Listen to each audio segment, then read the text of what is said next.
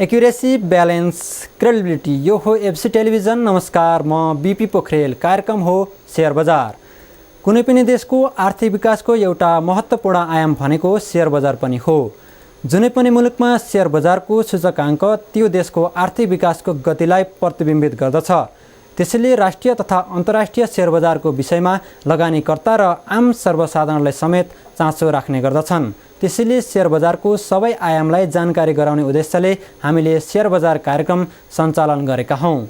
Share बजारमा हामीले share बजार र बजारमा आएको तीव्र उतार चढावको जानकारी गराउनका साथै बजारमा हुने चलखेल विरुद्ध पनि समेत आवाज उठाउने गर्दछौँ।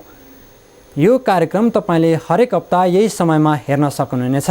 आजको कार्यक्रममा हामीले साप्ताहिक शेयर बजार कारोबारको अवस्था, गर्जाङ उपत्यका हाइड्रो पावर कम्पनी लिमिटेडले साधारण शेयर निष्कासन गर्ने, सिनर्जी हाइड्रोले स्थानीयवासीलाई शेयर जारी गर्ने, विजय लघुवित्तले सर्वसाधारणका लागि 3,86,400 किता शेयर निष्कासन गर्यो लगायतका विषयवस्तुहरू प्रस्तुत गर्दैछौँ।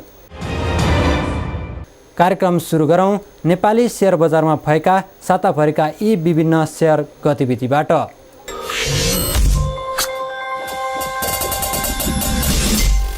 यस साता नेपाल स्टक एक्सचेन्जमा 169 कम्पनीहरूको कारोबार भएको छ, जस अनुसार 5,732 कारोबारबाट 67 करोड 15,51,000 रुपियाँ बराबरका 19,09,630 किता शेयरहरू खरिद बिक्री भएका छन्। कारोबार रकम गत साताको भन्दा 36.14% कम हो। गत साता 165 कम्पनीहरूको कारोबार भएको थियो, जस अनुसार 7,045 कारोबारबाट 1,05 करोड 28,71,000 रुपियाँ बराबरका 25,43,010 किता शेयर खरिद बिक्री भएका थिए। साताको नेप्से परिसूचक पहिलो दिनको तुलनामा 2.21 अङ्कले घटेर अन्तिम दिन 940.09 अङ्कमा पुगेको छ। क वर्गका कम्पनीहरूको कारोबारको मापन गर्ने सेन्सेटिभ इन्डेक्स पहिलो दिनको तुलनामा 0.40 अङ्कले घटेर 179.88 अङ्कमा आइपुगेको छ। यस साता कारोबार रकमको आधारमा प्रभु बैंक अग्रस्थानमा रहेको छ। त्यसैगरी कारोबार भएको शेयर सङ्ख्याको आधारमा पनि प्रभु बैंक अग्रस्थानमा छ। त्यसैगरी कारोबार सङ्ख्याको आधारमा ग्लोबल आइएमई बैंक अग्रस्थानमा रहेको छ। यस साता नेपाल स्टक एक्सचेन्ज कारोबार कक्ष नियमित कारोबारका लागि 5 दिन खुल्ला रह्यो। यस साता पनि ऋणपत्रतर्फ संस्थागत तथा सरकारी ऋणपत्रहरूको कुनै पनि कारोबार भएन। यस साता शिखर इन्स्योरेन्स कम्पनीको 59,09,190 किता, युनिक फाइनान्सको 2,30,000 किता, सिटी डेभलपमेन्ट बैंकको 6,77,600 किता, हिमालयन बैंकको 43,47,000, साइन रेसुङ्गा डेभलपमेन्ट बैंकको 5,75,755 किता शेयर, मुक्तिनाथ विकास बैंकको 13,96,500 बोनस शेयर सूचीकृत भएका छन्। यस्तै मुक्तिनाथ विकास बैंककै 9,18,750 किता हकप्रद शेयर सूचीकृत भएको नेपाल स्टक एक्सचेन्जले जनाएको छ।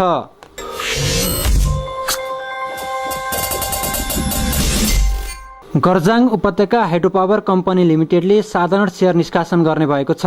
कम्पनीले 5,22,600 किता साधारण शेयर निष्कासन गर्न लागेको हो।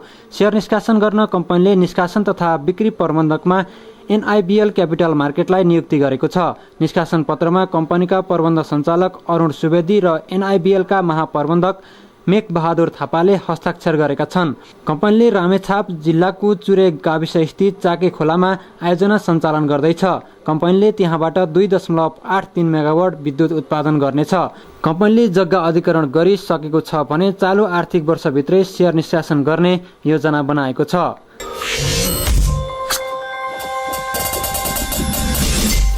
दोलखाको उत्तरी क्षेत्रमा निर्माण भएको सिनर्जी हाइड्रोले स्थानीयवासीलाई शेयर जारी गर्ने भएको छ। खारे र गौरी शङ्कर गाविसको सिमानामा पर्ने सिप्रिङ खोलामा निर्मित 10 मेगावाट क्षमताको यो आयोजनाबाट विद्युत उत्पादन सुरु भइसकेको छ। यो आयोजनाको 7 करोड रुपियाँ बराबरको 7 लाख किता शेयर आयोजना प्रभावित 6 वटा गाविसका बासिन्दालाई निष्कासन गर्न लागि हो। दोलखाका उत्तरी क्षेत्रका गाविसहरू खारे, गौरी शङ्कर, लामा बगर, बोराङ, बुलुङ र लादुक गाविसका बासिन्दालाई शेयर दिइनेछ। यो आयोजनाको लागत प्रति मेगावाट 14 करोड रुपियाँको हाराहारीमा छ। शेयर निष्कासनको मिति टुङ्गो लागिसकेको छैन, तर केही समयभित्रै स्थानीयवासीलाई शेयर लिने तयारी भएको बिक्री प्रबन्धक सिभिल क्यापिटल लिमिटेडले जनाएको छ। सिभिल क्यापिटलले स्थानीय बासिन्दासँग परामर्श समेत गरिसकेको छ। नेपाल धितोपत्र बोर्डको प्रक्रिया सकिनासाथ सेयर निष्कासन हुने सिभिल क्यापिटलका प्रमुख कार्यकारी निर्देशक भीष्मराज चालिसेले जानकारी दिनुभयो। आयोजनाले कुल 28 करोड रुपैयाँको सेयर निष्कासन गर्न लागेको हो। 7 करोड रुपैयाँको सेयर स्थानीय बासिन्दालाई, 1 करोड रुपैयाँको सेयर सामूहिक लगानी कोषलाई र 20 करोड रुपैयाँको सर्वसाधारणलाई निष्कासन गर्नेछ।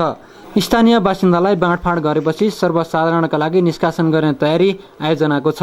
आयोजनाबाट उत्पादित केही विद्युत माथिल्लो तामाकोशी आयोजनाले खपत गर्दै आएको छ। ट्रान्समिसन लाइन नभएका कारण उत्पादित विद्युत केन्द्रीय प्रसारण लाइनमा भने जोडिएको छैन। माथिल्लो तामाकोशी आयोजनाको ट्रान्समिसन लाइन बनेपछि सिनर्जीको विद्युत पनि केन्द्रीय प्रसारण लाइनमा जोडिनेछ।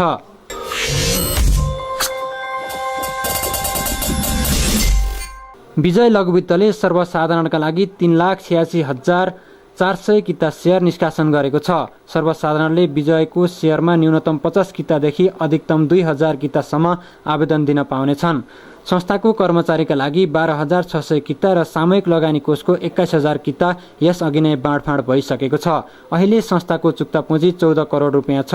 गुर्मर मर्चेन्ट बैंकर लिमिटेड बिक्री प्रबन्धक रहेको विजय लघुवित्तको सेयर निष्कासन म्याद चैत 22 गते आइतबारसम्म रहेको छ।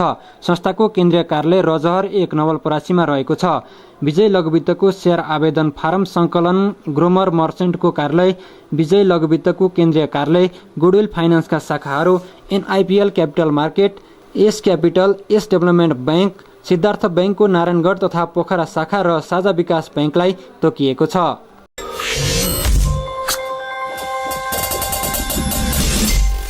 नेपाल स्टक एक्सचेन्जले 7 कम्पनीहरूको सेयर डिम्याट अभौतिकृत रूपमा मात्र गर्ने भएको छ।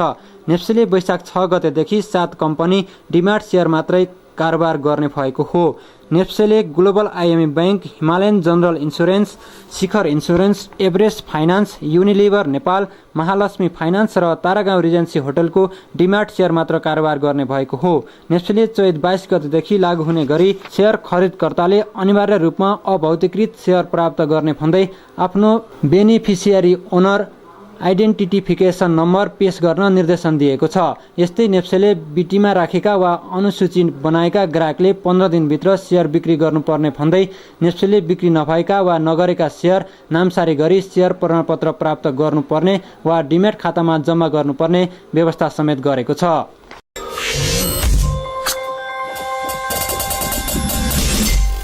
साप्ताहिक गतिविधिपछि अब लागौँ अन्तर्राष्ट्रिय सेयर बजारतर्फ। अन्तर्राष्ट्रिय सेयर बजारमा के कस्ता उतार चढाव आइरहेका छन् त? प्रस्तुत छ यो सामग्री।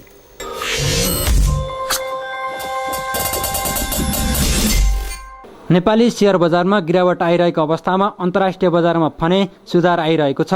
अमेरिकन, युरोपियन तथा एसियाली बजारमा सुधार आएको हो। लगानीकर्ताहरू सेयरमा आकर्षित हुँदा अधिकांश कम्पनीको सेयर बढेको छ।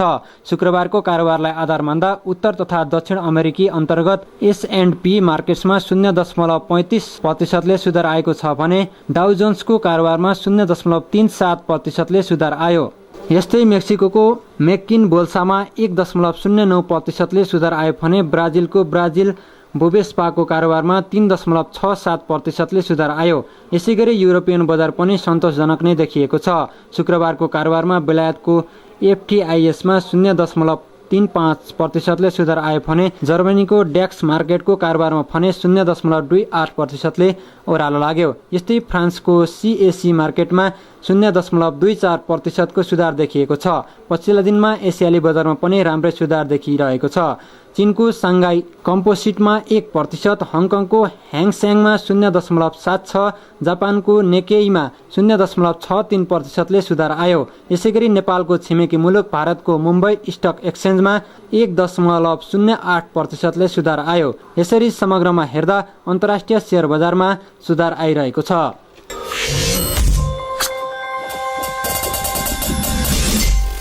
अन्तर्राष्ट्रिय सेयर बजारपछि कार्यक्रममा पालो भएको छ छोटो विश्रामको। विश्रामपछि यहाँहरूलाई पुनः स्वागत छ कार्यक्रम सेयर बजारमा। देशको राजनीतिक अस्थिरतासँगै पुँजी बजार पनि अस्थिरतामै रुमल्लिरहेको छ। धितोपत्र बोर्डका अध्यक्ष भइसकेका डाक्टर चिरञ्जीवी नेपाल गभर्नर बनेपछि सेयर बजारमा उछाल आउने अपेक्षा धेरैको थियो, तर सेयर बजार भने दिन प्रतिदिन ओह्रालो लागिरहेको छ। करिब 1100 को हाराहारीमा रहेको नेप्से यति बेला 900 के हाराहारीमा घुमिरहेको छ। विश्लेषकहरू भने राष्ट्र ब्याङ्कले जारी गरेको वाच लिस्टले बजार ओह्रालो लागेको बताउँछन्, तर राष्ट्र ब्याङ्कले वाच लिस्ट व्यवस्थामा पुनः परिमार्जन गरे पनि बजारले त्यसको स्वागत गरेको देखिएको छैन। प्रस्तुत छ यसै सन्दर्भमा तयार पारिएको यो सामग्री।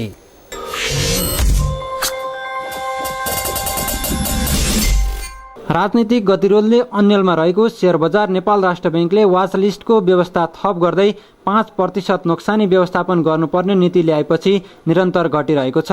राष्ट्र ब्याङ्कले 5% नोक्सानी व्यवस्थापन नीतिलाई क्रमिक रूपमा लागू गर्ने घोषणा गरे पनि बजारले यसलाई सकारात्मक रूपमा लिएन।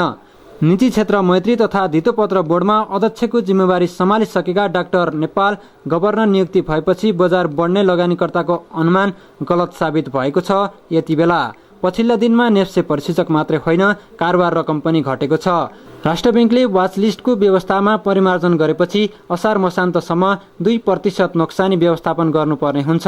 अहिलेसम्म 1% गरे हुन्थ्यो। यसले बैङ्क वित्तीय संस्थाको नाफामा केही न केही असर पार्छ नै, जसले गर्दा लाभांशमा पनि असर पर्ने देखिन्छ। अहिले लगानीका लागि अफ सिजन पनि हो। घट्दो बजार भएकाले ऋण लिएर लगानी गर्न लगानीकर्ता तयार नभएको कारण पनि कारोबार रकम घटेको हो। यता माथिल्लो तामाकोसी लगायतमा सेयर आवेदन खुल्ला भएकाले धेरै लगानीकर्ताहरूले सेयर खरिदमा रकम खर्च गरेका कारण पनि सेयर बजार कारोबारमा कमी आएको विश्लेषकहरूले बताएका छन्। असार मसान्त नजिकिएसँगै बैङ्कहरूले ऋण उठाउन कडाई गर्दा पनि कारोबारमा कमी आएको छ। सिडिएससीका कारण ऋण दिने तथा लिने दुवैमा अन्यल छ। राष्ट्र ब्याङ्कले लिने नीतिहरू पनि बेला बेलामा परिवर्तन भइरहने भएकाले लगानीकर्ता डराएका छन्। राजनीतिक कारणले लगानीकर्ताको आत्मबल पनि डगमगाएको छ। लगानीकर्ताहरू अन्य विकल्पतिर लाग्न थालेका छन्। राजनीतिमा सुधार आयो भने बजार बढ्ने देखिन्छ। लिने नीति कस्तो हुने भन्ने प्रष्ट भइ नसकेका कारण पनि लगानीकर्ताहरू लगानी गर्न डराइरहेको देखिन्छ।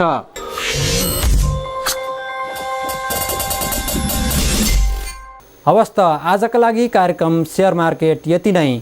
हामी अर्को साता यही समयमा राष्ट्रिय तथा अन्तर्राष्ट्रिय सेयर गतिविधि लिएर उपस्थित हुनेछौँ। गाउँ शहर दुनियाँ बिउजाउने हाम्रो अभियान जारी छ। तपाईँ एबिसी टेलिभिजन हेर्दै गर्नुहोला। नमस्कार।